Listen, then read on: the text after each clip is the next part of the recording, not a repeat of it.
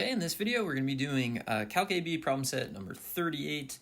The problems and a playlist are in the description below. Let's see what problems we're doing. So we are given that g of x is the inverse of f of x, f of 3 is 5, f of 5 is 3, f prime of 3 is 8, f prime of 5 is 12. We want to find g prime of 3. So we want the derivative of the inverse at x equals 3 on the inverse. So the first thing we need to do is we need to think like, all right, x equals 3 on the inverse, which means what's happening on the original function. That's how I always tackle these problems. So x is going to be 3 on the inverse, so we know 3 comma something is an ordered pair on the inverse function, which means on the original function, something comma 3 is a point. So what I really need to do is look at the given information. I need to find where y is equal to 3, and that'll tell me the point on f. So looking up here, f of 5 is equal to 3. So the blanks here are 5s. So now I know that the point 3, 5 is on g of x, the point 5, 3 is on f of x. So what I'm trying to find is g prime of 3, and I just have to remember g prime of 3 is going to be 1 over f prime of 5. So it's the corresponding parts of the point, right? So the ordered pair is 5, 3 on f, 3, 5 on g. G prime of 3 is 1 over f prime of 5. And then you just look, f prime of 5 is given as 12. So we are going to get 1/12 as our answer. All right. Derivative of the inverse. It comes up. You're going to see it on multiple choice. You're also probably going to see it occasionally on free response, especially on like a problem where they give you a table of values. Easy points when you know what you're doing. I imagine if you don't know what you're doing, you're probably not going to work it out. So like make sure you take a couple minutes and really master that idea. Next up, use a calculator. Okay. F of x equals x cubed plus 5x minus 6. Find the slope of the inverse to f of x, which is f inverse of x, at x equals 12. The notation for the derivative of the inverse is just atrocious. So I usually use like d dx of rather than try to throw a prime in there somewhere, because what are you going to do? Like f inverse prime? Like, I guess, but that's going to look really messy.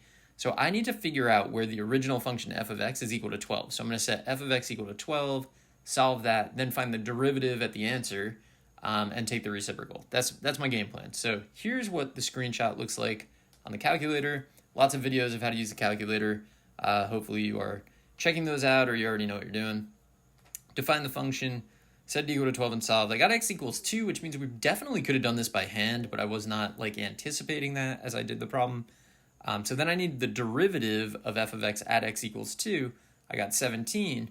Then I just need to remember that the derivative, so d dx of the inverse, such that x is equal to 12, is going to be 1 over f prime of 2, which in this case is going to be 1 over 17. So that's another derivative of the inverse problem. You do run into them quite a bit. All right, next up. The position of a particle is given by x of t equals 2t cubed minus 9t squared plus 12t plus 8. So that's our position equation. We want to find displacement, distance traveled, average velocity, all on 0 to 3. All right, so when I look at these, I think to myself, displacement is the easy one to find. That's just where you ended up minus where you started. So for A, we're just going to be doing x of 3 minus x of 0. I am inclined not to waste everyone's time by doing the arithmetic in these videos, but I did want to just highlight that synthetic substitution is a really good way to sub into polynomials. So if you're not familiar with that, I have another video where I'm doing it. Here I'll run through it. So I put 3 in the box, 2, negative 9, 12, 8, drop down, multiply, add down, multiply, add down, whatever. So follow that. That was really fast. I could not even keep up by talking. Find the other video and give it a watch if you're not sure what's going on there. But basically, once we've done this, the value of x of 3 is that remainder, that 17. So this is 17. When you plug in 0, you definitely just get 8. 17 minus 8 is going to be 9. So that is our displacement. Now, distance traveled is annoying to find. So I need to know the velocity because I need to know where the velocity changes sign from positive to negative or negative to positive. Honestly, I don't even really need to figure that out. I just need to know when velocity is 0, and then I will find the absolute value of the displacement on each little segment of the trip. So that's what I'm going to do. So for B, we're going to do v of t is x prime of t. Remember, you have to connect velocity and position. Just do it. Power rule. So 6t squared minus 18t plus 12. And then I'm going to take a 6 out. because I'm not going to try to factor that with 6 in there. And then this is definitely factorable, so I get 6 quantity. I got a t minus 2, t minus 1, which means that velocity is 0 at 2 and at 1. That's super annoying because it means that there's like a bunch of intervals. So the interval is like you're moving from 0 to 1 in one direction, then from 1 to 2 in a different direction, then from 2 to 3 in a different direction. So I have to account for all 3 of those segments. So our distance, and we want absolute value. We don't just want displacement. So I'm going to do absolute value of x of 1 minus x of 0. That's our first segment we're removing, plus the absolute value of x of 2 minus x of 1. That's the second segment. And then plus the absolute value of x of 3 minus x of 2. So the absolute values are there because your displacement can be negative, but we don't want that because we want distance traveled. And then I did use a calculator for this, and I just got that the answer was 11.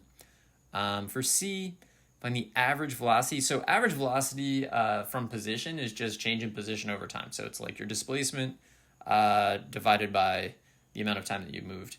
So it's going to be x of 3 minus x of 0 over 3 minus 0 with a final answer. So the numerator there is just the answer to A. So 9 divided by 3, which is 3.